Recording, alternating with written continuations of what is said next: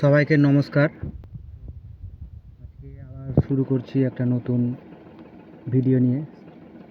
আজকের ভিডিওটা একটু অন্যরকম। এতদিন অনেক কীটনাশক নিয়ে আলোচনা করেছি। আজকে একটু ভিটামিন নিয়ে আলোচনা করা যাক।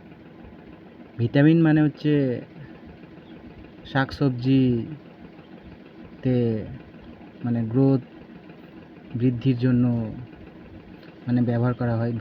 মানে আমাদের স্থানীয় ভাষায় ভিটামিন বলা হয়, অনেক ভাষা অনেক রকম বলা হয়, পিজিআর বলা হয়, প্ল্যান্ট গ্রোথ রেগুলেটর। তো আজকের ভিডিওটা দেখা যাক কি হয়। শুরুতেই যেটা বলবো, যে প্রোডাক্টটা দেখতে পাচ্ছেন সেটা হচ্ছে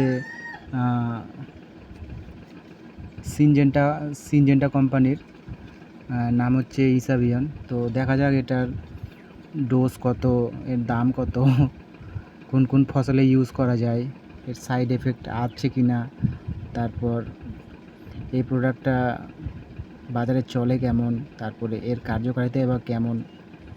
তো তাহলে শুরু করা যাক। আসলে আমি এই প্রোডাক্টটা অনেক দিন ধরেই ব্যবহার করছি, কিন্তু এর কোনো ভিডিও তৈরি করা হয় না। তো আজকে ভাবলাম না, এর একটু ভিডিওটা করাই যাক। কারণ সিনজেন্টার প্রোডাক্ট বলতেই মানে ভালো তো হবেই। ওর মানে বেশিরভাগ প্রোডাক্টই ভালো, খারাপ নয়। তো ভিটামিন দিক দিয়ে আমি এটা ফসলে ইউজ করেছি, তো এর কার্যকারিতা ভালোই পেয়েছি। এটার কার্যকারিতা অনেক।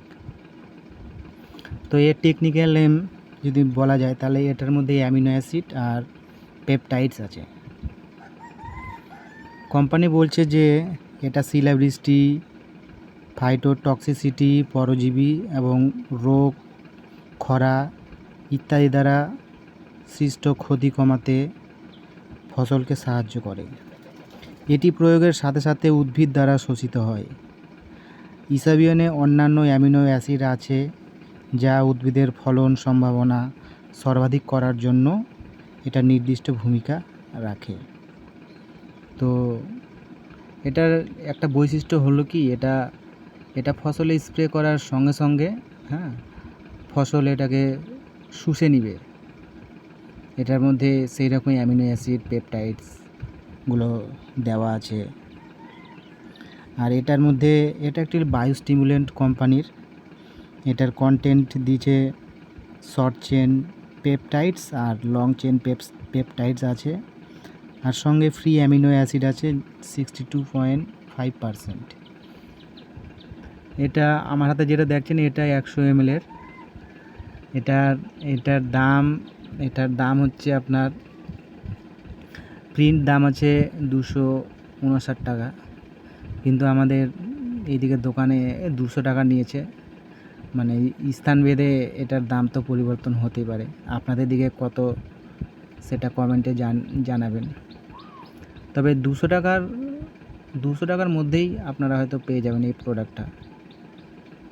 আর যদি এটা বিঘাট থেকে নিতে চান, তাহলে ওই 200 টাকার মধ্যেই হয়ে যাবে। তো এটার ডোজ যদি বলি, এটা 15 লিটার ট্যাঙ্কির জন্য ওই আপনারা 25 ml দেবেন, তাহলেই হবে।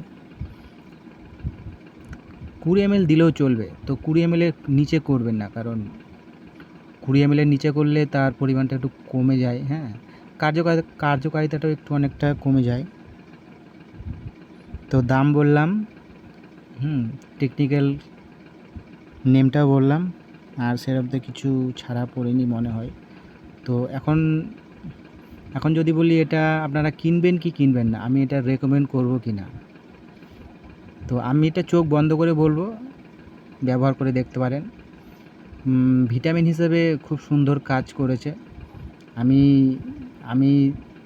এমন তেমন ভিডিও ছাড়ি না যেগুলো খারাপ প্রোডাক্ট ভিডিও করে ছেড়ে দিলাম, সবাইকে ইউজ করতে বলছি, দেখা হলো কাজ করলো না।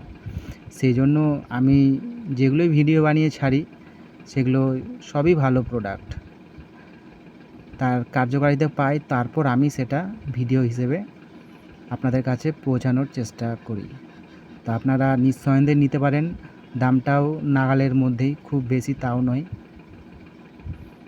আর মনে রাখবেন ডোজ কিন্তু 25 ml 15 লিটার ট্যাঙ্কির জন্য। তো আজকের ভিডিওটা এই পর্যন্তই।